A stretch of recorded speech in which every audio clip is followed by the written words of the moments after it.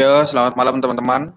Kali ini kita akan berdiskusi sejarah menonton dari 1895 di mana kehadiran kamera di Indonesia sampai 1920 menghubungkannya ke masa yang sekarang itu gimana sejarah ini membentuk kultur menonton berpengaruh di masa yang sekarang ini.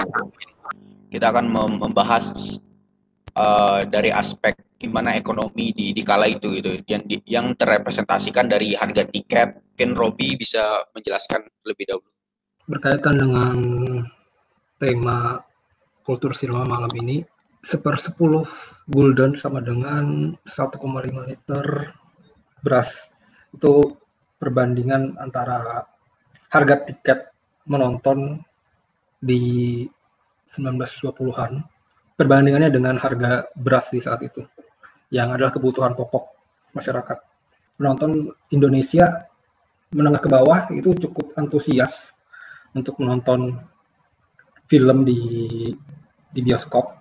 Mungkin karena kultur menonton orang-orang pada saat itu memang udah sangat kencang, karena kita udah tahu masyarakat, khususnya masyarakat Jawa, gemar sekali menonton wayang Semalam Suntuk.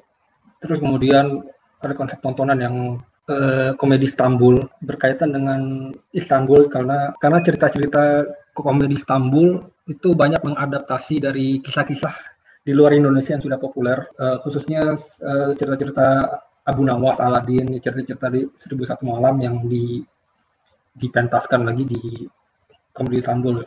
Minat menonton pertunjukan pemanggungan komedi Istanbul ini sangat populer sampai melahirkan beberapa kongsi-kongsi pementasan serupa dengan ragam-ragam cerita. Perlu kita cari tahu apakah penonton menengah bawah di Hindia Belanda pada saat itu emang udah familiar dengan penceritaan yang dibawakan, atau mereka hanya sekadar tertarik untuk menonton karena haus akan hiburan, haus akan tontonan. Oleh karena itu kongsi-kongsi tersebut membuat cerita-cerita yang bisa diterima sama penonton. Yang market terbesarnya adalah penonton menengah ke bawah, yang bikin penonton ini rela untuk menggelontorkan dana yang cukup signifikan untuk keseharian hidup mereka. Mereka rela untuk mengeluarkan itu untuk menonton, entah itu karena kehausan akan tontonan hiburan atau memang mereka ingin mencari tahu tentang dunia luar di Belanda waktu itu. Harga tiketnya itu dibagi beberapa kelas. Yang paling mahal itu sekitar 2 gulden. Kelas pertama, kelas kedua 1 gulden, sampai kelas keempat itu 1/10 gulden. Terus mungkin kalau kita tarik sekarang gitu, harga tiket ini ke berbagai, kan kita ketahui sekarang platform menonton film kan udah banyak ya. Ada dari bioskop, terus ada juga berlangganan Netflix, dan juga banyak gitu, beli CD, DVD gitu segala macam. Nah, kalau 0,1 gulden itu setara dengan 1 liter beras gitu. Kalau kita tarik sekarang tuh ada jadi berapa ya kira-kira kisarannya? Apakah setara juga dengan harga tiket 35.000? Kalau ukurannya adalah 1,5 liter beras, sekarang harga beras yang menengah itu sekitar 10-12 ribu. Berarti 1,5 liter itu kita takarlah 20.000. Itu masih lebih murah ketimbang harga tiket bioskop pada umumnya hari ini. Ya, gue mungkin merespon yang Robi tadi ya, masalah antusias menonton yang begitu besar pada waktu itu. Melihat antusias itu mungkin bisa kita lihat dari walaupun dengan harga tiket yang bisa dibilang mahal, dan kita tahu ekonomi masyarakat kita pada waktu itu, tapi mereka tetap sangat antusias buat menonton. Terus dilihat dari jumlah bioskop waktu itu dibandingkan sekarang tuh kan, dulu hampir setiap kota kabupaten itu mempunyai bioskop gitu. bahkan hampir setiap kecamatan itu ada bioskop. Mungkin bisa dilihat dari sana antusias para penonton waktu itu. Pada masa itu hiburan ini salah satu menonton juga salah satu hiburan baru bagi masyarakat. Jadi mereka sangat antusias buat melihat itu. Oke, kan tadi kita antusiasme ya yang gua highlight di sini. Dengan mungkin tadi gua mundur dikit mungkin karena mungkin kan kita udah terbiasa ya sama gambar bergerak ya. Misalnya kayak konsep-konsep wayang tuh sebenarnya kan itu kan sinema ya, ada layar di sana, ada proyeksi gitu. Ya, kalau kita berbalik ke si penontonnya, mungkin di sini gua sedikit membahas tentang apresiasinya si penonton itu ya terhadap film-film yang masuk ke Indonesia gitu.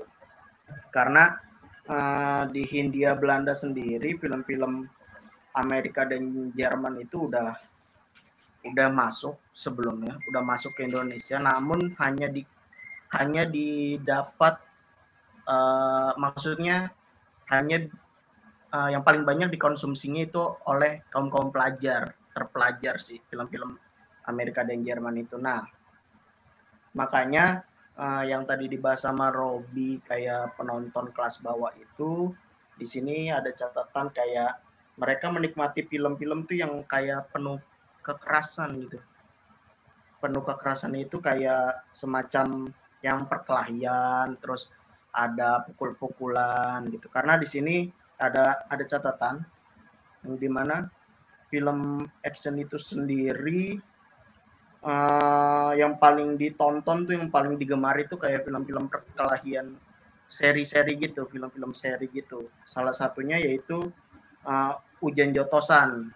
Nah, dari judul film Hujan Jotosan itu aja kayak memberikan kayak kita bisa mengimajinasi bahwa kultur penonton saat itu tuh bentuk hiburannya yang seperti itu, yang harus ada gregetnya gitu kalau gue ngebayangin ya. Lalu juga di sini juga kalau ngomongin si film industri dari Cina itu sendiri gitu, lebih banyak itu film-film bisu ya di sini. Yang masuk ke Indonesia itu adalah film-film bisu, yang cuma filmnya itu ditambahkan teks-teks dari bahasa-bahasa Melayu maupun dari Cina itu sendiri gitu.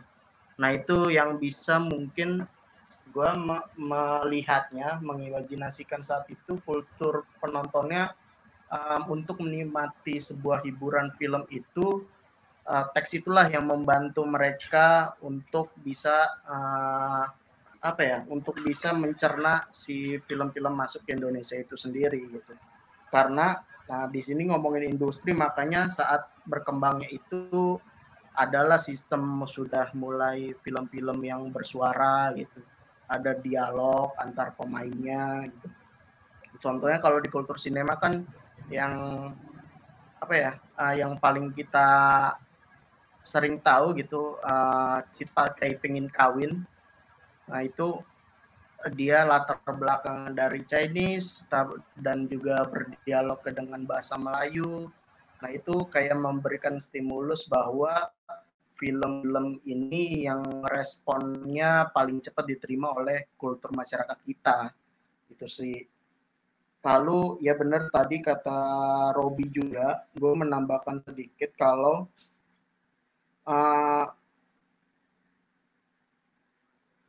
dari kaum terpelajar itu, jadi yang tadi menikmati film-film Amerika dan Jerman itu malah ya benar, jadi malah orang-orang Cina itu yang tidak menyukai film Cina itu sendiri sih. Nah, itu yang lucunya. Makanya teks-teks Belanda yang semula dicantumkan pada film-film Cina kemudian dihilangkan dan diganti dengan bahasa Inggris. Nah, ini kan kayak ada kita tuh gue ngeliatnya di kita tuh kayak dari film itu bisa merespon bahwa masyarakat kita harus mengerti film-film itu yang berbahasa teks Inggris atau kayak doktrin lah. kayak doktrin di masa itu gitu untuk mengenalkan bahasa-bahasa selain bahasa Indonesia itu sendiri yang sebelum dikukuhkan. Mungkin itu dulu ya. Iya menarik ya lah, maksudnya tadi di highlight tuh film action, harus ada laga, harus ada sesuatu yang heroik perkalian itu.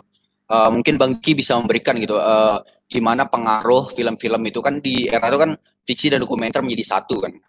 Nah ada kekerasan juga di sana, ada perang juga. Nah gimana di era itu mempengaruhi masyarakat? Sebenarnya juga oke, lewat judulnya tadi dibahas sama Robi ya soal judul. Ya sebenarnya ya itu menarik banget karena ya kita tahu kalau situasi waktu itu masyarakat Indonesia itu masih di dalam situasi dijajah ya, terus masyarakat bisa membayar seharga 1,5 liter beras itu ya itu cukup wah juga gitu. Ya kalau dari beberapa kali diskusi kemarin kita juga sempat singgung soal ya sebelum 1900 gitu ya ruang itu kan sifatnya temporari ya, pindah-pindah gitu. Baru kemudian setelah ada di yang Manage Kebonjaya itu aja jadi kayak semacam berdirinya bioskop gitu. Suatu hal yang permanen yang mungkin di tahun 1900-an itu mungkin baru sedikit gitu yang membangun secara permanen gitu. Gue juga baru tahu gitu, baru baca juga beberapa hari yang lalu gitu. Ternyata emang 1900 sampai 1902 kenapa film cukup diminati dan juga masyarakat cukup banyak yang menonton gitu. Ya karena wayang tuh ternyata dilarang waktu itu. 1900 sampai 1902. Itu juga penyebabnya juga gara-gara wayang tuh jadi tempat dalam tanda kutip janjiannya perempuan dan laki-laki untuk berpacaran. Jadi kultur malam mingguan itu sebenarnya sudah muncul juga, mungkin jauh sebelum dari sinema gitu, karena emang saat itu ada wayang dan juga ada Stambul ya. Tapi dan berkait dengan film-film yang diputar, ya di 1896 sampai kemudian mungkin di sekitar 1905 atau 003 antara 03 05 gitu. Memang film yang diputar memang masih didominasi sama gambar bergerak yang dokumenter gitu. Bahkan beberapa sumber juga menyebutkan kalau Talbot itu hanya memutar gambar-gambar binatang yang bergerak gitu. Dan ternyata euforia sinema yang terjadi atau gambar bergerak di Hindia Belanda itu sebenarnya mulai menurun di tahun 1900-an. Jadi emang tahun 1896 cukup ramai, dan ternyata dalam tahun 1900 juga orang mengira bahwa pemutaran di Manage di Tanah Abang itu di Kebonjaya itu akan menampilkan sesuatu yang wah gitu dibanding film-film mungkin dokumenter juga kayak satu sisi itu gambar bergerak dokumenter, terus kemudian yang hanya berupa dokumentasi aja, sifatnya dokumentasi. Sampai kemudian ada perubahan ketika fiksi atau film cerita mulai masuk, gitu dan ini juga terkait dengan harga tiket jadinya, karena pada 1900 tuh kalau nggak salah tuh tiket kelas 1 itu sekitar 2 gulden, gitu. Tapi kemudian akhirnya diturunkan jadi 1,5 gulden di tahun 1901. Tadi juga yang kelas 3 itu tadinya sekitar 0,5. gitu, terus kemudian jadi 0,25. Jadi semuanya diturunkan. Ya film-film yang diputar juga kemudian didominasi juga sama film-film yang pasti kalau karena Belanda baru mulai dalam tanda kutip mengadopsi pemutaran, atau artinya pengusaha Belanda atau pemerintah Belanda mulai masuk ke dalam industri pemutaran di tahun 1900 itu, yang pasti yang diputar kebanyakan yang sangat populer itu ya pasti gambar bergeraknya Wilhelmina. Ratu itu cukup banyak gitu. Lalu ada perubahan lagi mungkin di sekitar antara 03 ketika ada berita tentang Nyai Dasima dibuat film di sini, dibikin pemutaran di sini. Pada saat yang bersamaan sampai itu mulai masuk Melis sebetulnya. Dan ini sebenarnya ngasih arah baru sebetulnya. Film-film Melis itu ngasih warna baru ya, karena ya akhirnya ada tontonan atau ada sesuatu yang berbeda di sini gitu dari ya yang cuma sebelumnya itu hanya gambar-gambar dokumentasi aja yang hitam putih. Dan Melis sebenarnya ini banyak banget komentar kalau di dalam bukunya Daphna ini cukup detail ditulis gitu tentang bagaimana orang-orang kita selalu mengucapkan Allahu Akbar gitu kalau lagi nonton film-film tiba-tiba ada gambar suatu yang fantasi gitu yang di luar, karena selama ini kan filmnya lebih dokumentasi kan, sesuatu yang dekat gitu. Baru kemudian di periode yang sama juga dengan masuknya Melis itu mulai ada gambar bergerak yang dibikin di sini. Mulai banyak selain ya walaupun Talbot sudah bikin tahun 1896 atau 1897 gitu, tapi mulai banyak di 1905 itu, karena dan itu juga semakin meluas ya ketika mulai cerita fiksi fantasi itu mulai diputar, itu juga pengusaha juga akhirnya bertambah gitu. Dan ada iklan jual kinematograf, proyektor kinematograf itu tahun 1905. Bahkan ada tutorialnya cara mengoperasikan si proyektor itu. Itu periode awal sih situ, dan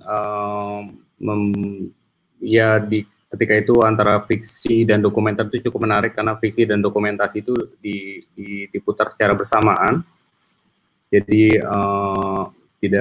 tidak dipisah gitu. Jadi memang dalam satu kesatuan hiburan disebutnya.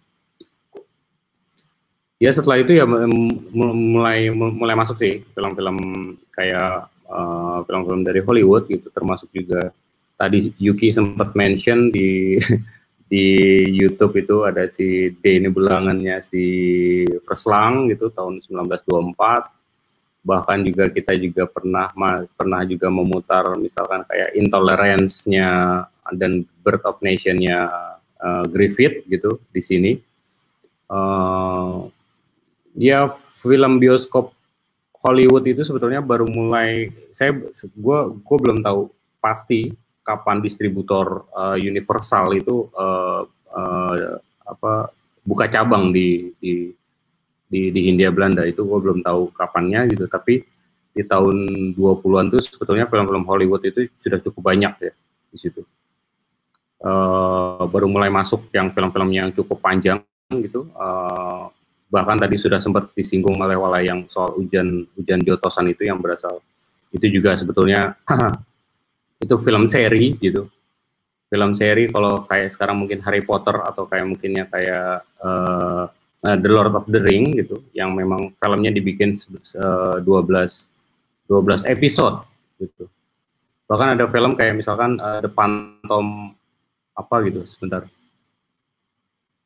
Ada judulnya itu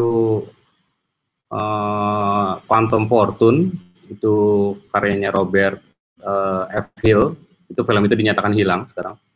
Jadi tahun 1924 tuh di Indonesia udah diputar gitu, dan aslinya sebenarnya 12 episode aslinya 12 episode, tapi dalam pemberitaan di Hindia Belanda itu diputar sebanyak 24 kali penayangan. Lo bayangin ya 24 kali. Jadi mungkin tiap minggu, gue nggak tahu deh 2 kali atau 3 kali tiap minggu tuh, pokoknya filmnya berlanjut terus, continue terus, karena film selain film Hollywood juga film Tiongkok juga banyak juga yang masuk yang secara seri ya, yang filmnya kayak ya teledrama yang panjang nggak habis-habis kayak Avenger gitu. Jadi continue terus yang nyambung terus sampai dia menonton film nih. Orang nonton film, tapi dalam kondisi layar kebalik. Nih untuk teman-teman semua sih yang mau merespon dengan kondisi layar kebalik gitu kan, otomatis ada miskonsepsi kah atau apa yang dikejar gitu ketika menonton film itu gitu. Kan itu film seri, apalagi pasti ada naratif di sana, ada konteksnya di sana. Apakah kultur kita menonton nih sebatas cuman melihat grafisnya di dalam film itu sendiri gitu, atau menikmati menikmati gambar itu bergerak gitu. Dan itu pertanyaan gue pertama sih buat teman-teman semua. Dan kedua tuh kan pembedaan antara fiksi, dokumenter dan segala macam, apakah itu bisa dibedakan melalui naluri atau pengalaman menonton itu. Karena kan di George Méliès itu terlihat jelas gitu, ada mise-en-scène yang dimana seperti wayang gitu, ada yang dibuat di sana, dan dokumenter ya terlihat real gitu, maksudnya langsung menangkap peristiwa yang itu terjadi. Nah, itu sih yang pengen gue tanyain. Nah, menurut interpretasi kalian ketika membaca data-data ini sih, menurut gue subjektif aja. Ya kalau kita membayangkan kembali ke lampau gitu, ya istilah fiksi sama dokumenter juga belum ada kan gitu. Jadi memang ya kenyataan, ya audiens pasti melihat itu adalah sebuah representasi gitu, entah itu fiksi fantasi. Makanya memahami apakah itu fiksi, apakah itu dokumenter, itu sebenarnya lebih banyak justru dibantu gitu ketika mungkin sekitar di tahun 20-an gitu, ketika ada majalah misalkan Dunia Film yang mulai terbuka gitu untuk memberi kayak semacam, ya ada surat-surat pembaca yang ingin bertanya apakah itu tembakannya beneran, apakah itu syutingnya beneran di bawah laut gitu. Dan itu akhirnya dijelaskan di dalam oleh majalah itu gitu. Karena memang yang pasti ya, karena ini adalah sebuah representasi ya, refleksi karena melihat dirinya sendiri, walaupun dengan masih dalam tanda kutip masih terasa asing gitu, karena masih hitam putih gitu. Terus dengan kaitan tadi yang kelas menonton gitu, ya sebenarnya nggak semua juga sih yang gambarnya terbalik ya, tapi memang itu yang paling murah gitu. Dalam catatannya Soekarno juga, waktu Soekarno diwawancara sama Cindy Adams juga, dia cerita tentang pengalaman dia nonton film bisu gitu, dan juga film-film ketika dia masih sekolah gitu. Dan memang yang paling murah buat dia adalah nonton di belakang gitu, karena dia setiap minggu nonton, memang hobi film gitu. Soekarno sangat suka dengan film, jadi ya dia terbiasa juga untuk membaca teks intertitles bahasa Belanda itu dalam kondisi terbalik gitu. Jadi memang ya jadi latihan gitu, jadi belajar kayak bahasa Arab tapi dengan versi yang terbalik gitu. Kalau itu berkaitan dengan mempengaruhi perspektif atau enggak, sebetulnya ini juga sebenarnya ya karena ya kultur sinema yang kemudian akhirnya, atau budaya sinema yang akhirnya berkembang pasca sinema masuk itu kan banyak ya yang mempengaruhi ya posisi screen terbalik mungkin itu cuma salah satu aja gitu, hanya salah satu aja gitu, tapi juga banyak hal yang sebenarnya cukup ya bisa kita pertanyakan gitu, atau bisa kita mungkin telusuri lagi gitu dengan dampaknya pada estetika sinema di Indonesia gitu. Kayak misalkan di tahun 20-an itu ketika mulai ada lembaga sensor, terus kemudian filmnya terus kemudian disensor, dan sensornya juga nggak ketat. Misalkan satu film itu satu film itu misalkan dia punya 3 kopi, filmnya sama tapi bagian yang disensor itu bisa beda-beda. Itu pertama. Terus kedua, ada juga beberapa pengusaha yang akhirnya mengumpulkan hasil-hasil atau guntingan-guntingan sensor itu kemudian dijadikan satu. Atau juga ada juga beberapa pengusaha yang akhirnya menggabungkan semua footage beberapa film gitu, potongan-potongan film itu kemudian jadiin satu film gitu. Jadi bikin film baru sebetulnya. Ya itu kan kayak gitu-gitu sebetulnya buat kalangan pribumi ya. Ini terutama untuk kalangan pribumi, karena untuk kelas-kelas atas itu kan mulai mungkin ini juga gue belum tahu mulai kapan, tapi yang pasti setelah ada ordonansi, mungkin setelah perang dunia 1 gitu, mulai ada pembagian. Kalau dulu masih ada pembagiannya, ya dibaginya per kategorinya itu di dalam satu ruang ya. Tapi kemudian mungkin setelah Perang Dunia I itu baru mulai dipisah, jadi spesifik kepada ruang bioskopnya. Misalkan bioskop A itu untuk kelas 1, bioskop B untuk kelas 2 gitu. Tapi kalau dulu satu bioskop itu dibelah. Gitu. Kayak misalkan juga yang akhirnya juga ini terkait dengan misalkan pelarangan wayang di tahun 1902, akhirnya kan semua anak-anak muda tuh akhirnya menonton film gitu untuk berpacaran, dan itu akhirnya muncul lagi peraturan yang akhirnya memisahkan penonton laki-laki dan penonton perempuan gitu. Ini karena jadinya akibatnya ya karena terkait dengan bukan muhrim gitu. Dan terus akhirnya film itu menyerempet pada ya mesum apa segala macam, jadi wilayah mesum dan lain-lain gitu. Ya itu akhirnya ya mau nggak mau ya akhirnya dipisah gitu. Bahkan di namanya dulu ada bioskop di Aurora tuh di tahun 1918 itu bioskop ada yang dibongkar. Itu di Surabaya ya, di Situbondo ya. Itu beberapa pemuka agama Islam itu meminta bioskop itu untuk dibongkar karena mengganggu orang yang sedang beribadah. Ya itu juga sudah terlihat gitu dampak-dampak dari mulai munculnya budaya sinema ya. Gue baca sih, maksudnya ada beberapa kritik juga di buku Daphne itu, di mana pemerintah kolonial Belanda tuh masih terlalu fokus gitu dengan regulasi berbentuk hukum gitu dibandingkan dengan sinema itu sendiri kan. Makanya pemerintah tuh nggak mengontrol kan masuknya kayak masuknya film di Hindia Belanda tuh sampai over gitu loh. Maksudnya banyak itu film masuk beragam juga kan, dari film Amerika, Hollywood, terus dari filmnya Perancis, Lumiere Brother, film Tiongkok juga segala macam. Mungkin ada pertanyaan ini dari teman-teman ya, dari Lutfan ya, mungkin kira-kira di era kedatangan bioskop itu siapa sih yang jadi pengusaha bioskop? Kalau sekarang kan kita ketahui ada CGV dan juga FNB, dan nah kalau masa itu kalau ada pengusaha apa yang berani buka bioskop gitu, yang memancing pengusaha berani membuka usaha bioskop di masa itu.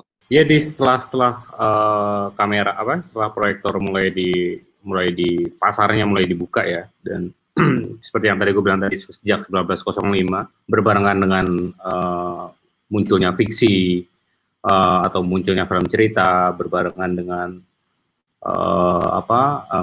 gambar bergerak yang dibikin di sini gitu oleh perusahaan-perusahaan kayak Pathé Frères dari Prancis dan lain-lain gitu, atau bahkan dari Rusia dan lain-lain. Ya itu sebenarnya kan untuk akhirnya pasarnya hidup lagi kan. Euforia melihat gambar bergerak itu hanya ya paling 5 tahun cuma 10 tahun gitu. Terus masyarakat udah tahu bahwa itu adalah gambar bergerak. Akhirnya bosen gitu. Gue lihatnya gambar ginian terus, apalagi sirkulasi filmnya cuma itu aja. Tapi kemudian akhirnya sirkulasi kan mulai banyak ketika ada fiksi, kemudian mulai ada pilihan-pilihan filmnya akhirnya mulai banyak kan gitu. Dan itu akhirnya mendorong munculnya pengusaha-pengusaha dari Hindia Belanda sendiri untuk membuat film untuk membuka usaha itu. Ya termasuk misalkan kayak bapaknya Teteng Chun gitu, yang kemudian akhirnya didorong untuk oleh anaknya itu untuk menjadi distributor film gitu untuk film-film Shanghai yang diimpor dari Shanghai. Tapi gue mau meng-highlight sebenarnya ada satu yang cukup penting dalam perkembangan sejarah sinema Indonesia. Si distributor ini ya mungkin kita bisa menyamakannya dengan Big Boss bioskop sekarang gitu ya. Yaitu Buse itu. Buse itu dia itu adik iparnya apa kakak iparnya, aku lupa ya. Itu Kruger, G. Kruger itu yang bikin film Lutung Kasarung, juragan bioskop tuh. Yeah. Makanya kemudian nggak heran loh Lutung Kasarung kemudian bisa dibikin karena udah ada nih, bioskopnya udah ada, jadi lo mau bikin juga terserah kan, bisa diputar. Bahkan dia juga yang kemudian akhirnya mendorong si Albert Baling untuk bikin film Pareh dan juga Terang Bulan gitu, dan bahkan mendatangkan Manus Franken gitu. Ya Buse inilah yang menjadi juragan bioskop, dan juga punya cabangnya cukup banyak gitu. Selain Peranakan juga cukup banyak di sini yang buka bioskop di sini. Kalau zaman film bisu di Jepang diiringi sama narasi bensi, kalau di negara barat pakai orkestra, kalau di Indonesia ada infokah. Ada sebenarnya si Tan Choi Hock, dia sempat ngomong waktu itu pengalaman dia menonton di daerah-daerah rumahnya, di daerah Glodok atau Jakarta Utara itu, di bioskop untuk kelas ekonominya, itu mutarnya itu pakai iringannya itu pakai biola. Dia sempat bilang bahwa itu namanya Pak Amat gitu. Jadi doi main biola itu sampai melengking-melengking gitu tangannya. Karena dia ngikutin adegan. Jadi kalau meleset sedikit itu disorakin. Pengiring ada beberapa pengiring gitu, kayak misalkan di kelas bioskop kelas atasnya, kelas satunya itu pakai orkestra mini gitu. Karena itu bioskop untuk kalangan Eropa ya gitu. Gue berangkat dari itu dulu ya, dari daerah asal gue mungkin di Padang. Kalau secara spesifik Padang mungkin salah satu kota yang strategis ya pada waktu itu, dengan adanya pelabuhan Emma Haven atau sekarang dikenal Teluk Bayur. Itu jadi salah satu pintu masuk. Mungkin ini juga berpengaruh karena ada pertambangan batu bara di sana, di Sawalunto secara kotanya.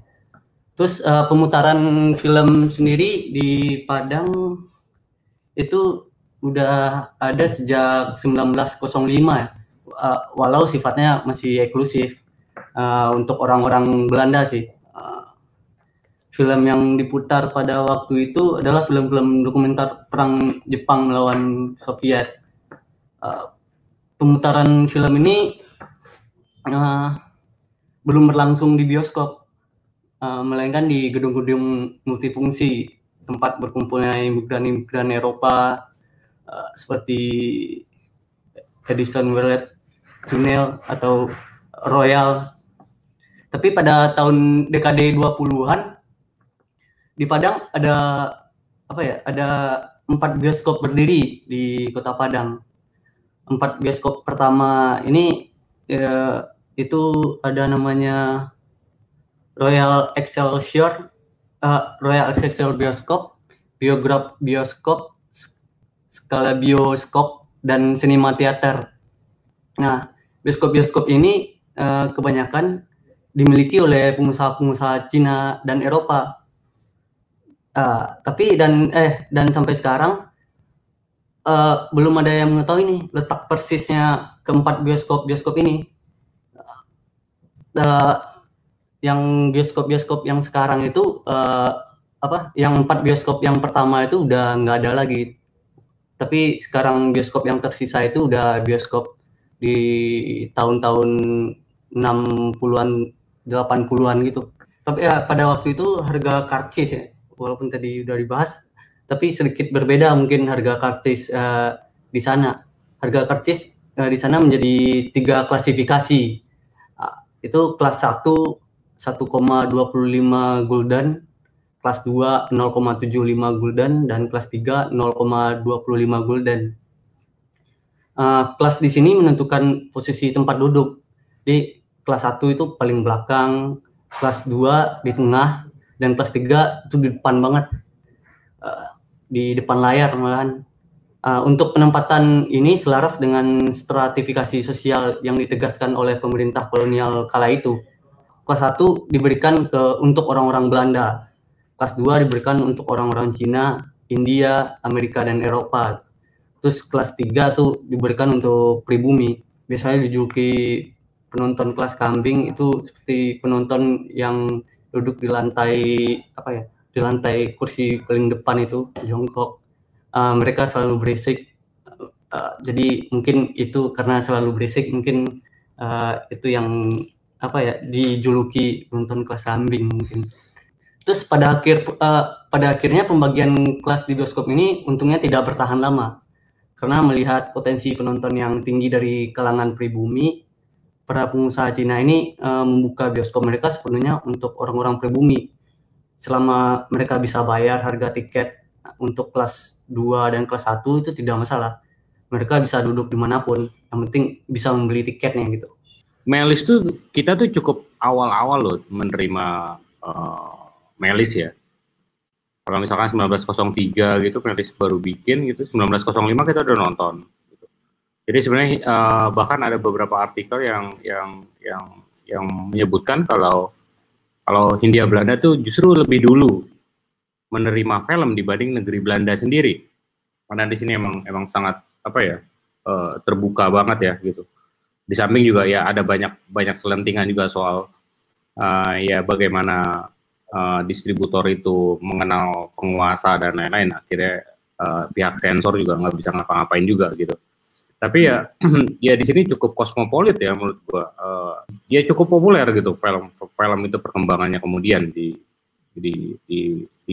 Hindia Belanda ya. Film-film Hollywood, film-film atau mungkin dari Eropa Timur mulai masuk gitu, kayak misalkan filmnya Pudovkin itu yang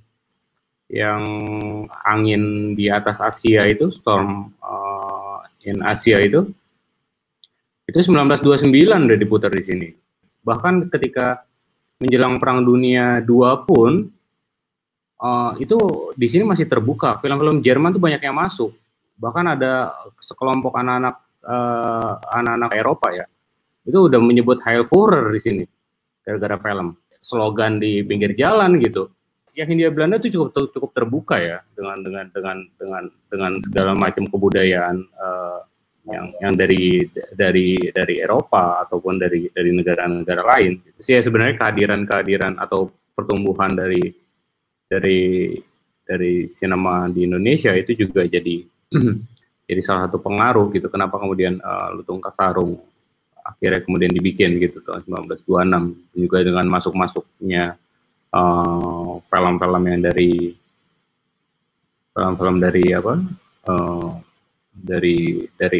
kelompok Eropa yang lain gitu. Terus kenapa kemudian akhirnya harus dalam tanda kutip Hindia Belanda harus bikin film? Ya ini sebenarnya kayak ya mencoba untuk melakukan ya infiltrasi budaya itu.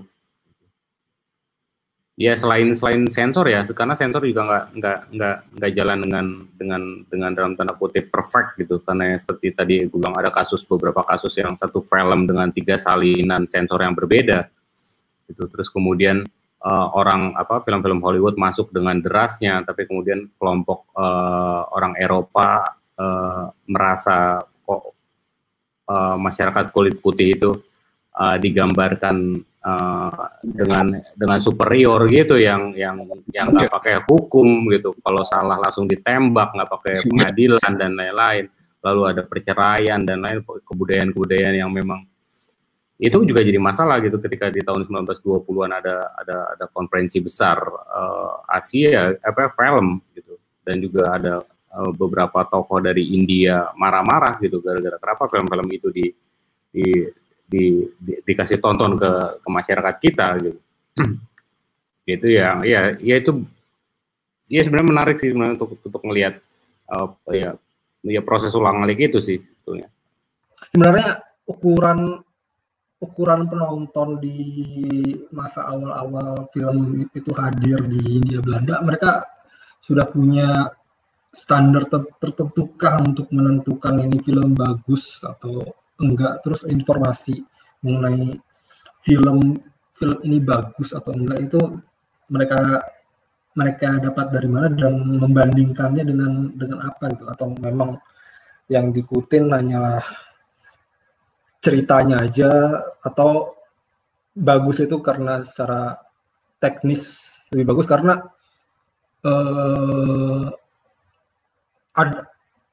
ada beberapa yang membandingin film Cina nggak bagus karena teknisnya nggak sebagus film-film Barat. Nah, sebenarnya pengetahuan mereka soal teknis itu dapat dari mana sebenarnya? Kalau dari 1896 sampai 1900 pasti euforianya adalah melihat manusia hidup gitu, karena yang ditawarin itu kan gambar hidup itu, yang sebelumnya tidak ada gitu, yang sebelumnya mereka menonton wayang ataupun menonton Stambul gitu, atau teater rakyat dan lain-lain. Itu terus berkembang sih sebetulnya, Rob. Dari situ terus kemudian ada film fiksi, terus kemudian ada representasi masyarakat Bumi Putra sendiri, terus kemudian itu juga menjadi daya tarik, terus kemudian sampai kemudian berkembang, akhirnya kemudian ada Hollywood masuk, ada film Tiongkok masuk, ada film Eropa masuk, dan akhirnya semuanya masuk. Yang perlu disadari sebenarnya kan bahwa mereka tahu film itu bagus ataupun enggak, itu kan sebenarnya dari apa ya, kayak semacam, jadi yang dibangun kan pertama adalah kulturnya kan, dan ketika kultur tembak menembak, perempuan cuman sampai perut, sampai pusar doang bajunya, terus kemudian ada adegan perkelahian, berantem, terus kemudian itu menjadi dalam tanda kutip akhirnya terbentuk menjadi selera pasar gitu. Akhirnya itulah yang kemudian buat mereka, ya ini yang bagus. Kalau misalkan nggak ada adegan berantem kayak di Pareh gitu, ya nggak ditonton gitu. Ngapain gue bayar 1,5 liter beras tapi kemudian gue nggak dapat hiburan gitu untuk melarikan diri dari keseharian gitu, dari kehidupan sulit itu. Dan kalau misalkan untuk publikasi kelas menengah ke bawah ini kan udah nggak bisa baca ya, mayoritas belum walaupun ya politika itu sudah dibuka, lalu banyak juga para sekolah juga, anak-anak priai, tapi kan banyak kan masih priai semua gitu pada sekolah. Yang jelas sih yang paling efektif sebetulnya itu adalah dari mulut ke mulut. Itu yang kemudian akhirnya harus beri kayak semacam bagaimana kemudian itu harus didekonstruk oleh pemerintah Belanda waktu itu, dan pada saat situasi yang sudah dalam tanda kutip sudah cukup telat. Itu karena budaya menonton film Hollywood sudah jadi kayak semacam ya ini udah paling yang gue suka gitu. Mau itu ada 12 episode gitu, mau gue harus nonton 24 episode dan isinya cuman adegan gebuk-gebukan doang gitu dalam bentuk di ring tinju gitu. Ya tapi emang buat mereka ya itu yang mereka tahu gitu saat itu ya gitu. Makanya kemudian ada usaha-usaha untuk melakukan bikin tandingan gitu. Tapi kan agak repot juga, di satu sisi itu nggak ditutup, tapi kemudian di satu sisi kita mau bikin tandingan, lah gimana caranya mau dibikin tandingan tapi saluran yang satunya tetap dibuka. Akhirnya ya sampai tahun 50, 60 atau bahkan sampai 70, 80 atau bahkan sampai sekarang ya nggak pernah menang lah gitu. Orang nggak pernah ditutup juga tandingan. Gimana mau membuat tandingan gitu. Membuat melakukan infiltrasi atau melakukan kayak dalam tanda kutip mengubah selera pasar itu cukup sulit gitu untuk mengubah itu. Dan juga dibantu juga sama sebenarnya majalah sih, tapi kan majalah ya lo tahu sendiri itu untuk kalangan priai kan. Gua kalau kalangan menengah ke bawah ya paling ya dari cerita ke cerita gitu. Yang paling menarik juga sebenarnya ada banyak banget usaha-usaha yang dalam tanda kutip promosi, kayak misalkan yang diceritakan oleh Tan Choi Hock itu ada dokar keliling itu nyebarin pamflet, dan juga mereka menceritakan filmnya akan apa, filmnya akan terjadi apa, apakah ada hujan jotosannya itu sebanyak apa gitu, lalu siapa yang main. Kalau disebut Edi Polo semuanya langsung tahu Edi Polo, atau bahkan sebenarnya kayak kemarin Lutfen sempat cerita siapa yang dari aktris dari Denmark itu, Asta Nielsen gitu, itu sudah cukup populer di masyarakat Hindia Belanda. Jadi kalau lo cukup nyebut itu adalah ini akan diputar film Asta Nielsen, iya nonton lah semua. Berarti kultur menonton kita dari awal masuk film sampai hari ini itu nggak jauh berbeda ya, kultur menonton secara umum penonton di negara kita. Karena hari ini juga kan orang menonton itu gak peduli filmnya akan apa, tapi yang buat adalah ini, yang main adalah ini, dan itu memang udah. Tapi kalau ngelihat sekarang kayaknya lebih optimis sih, Rob, menurut gua. Ya karena distraksinya kan udah lebih banyak gitu, distraksi dalam tanda kutip film Hollywoodnya ya gitu. udah ada YouTube kok, udah ada YouTuber gitu yang bikin film sendiri itu dalam tanda kutip, video sendiri gitu. Terus kemudian ada beberapa yang bikin kanal-kanal hiburan sendiri gitu. Dan sebenarnya yang lagi cukup menarik adalah bagaimana kemudian selera dalam tanda kutip selera baru itu terbentuk gitu. Selera itu yang kemudian nanti akan ya kita akan lihat dalam berapa tahun, dalam 5 tahun atau 10 tahun ke depan gitu, selera itu akan menjadi apa ya sekarang gitu.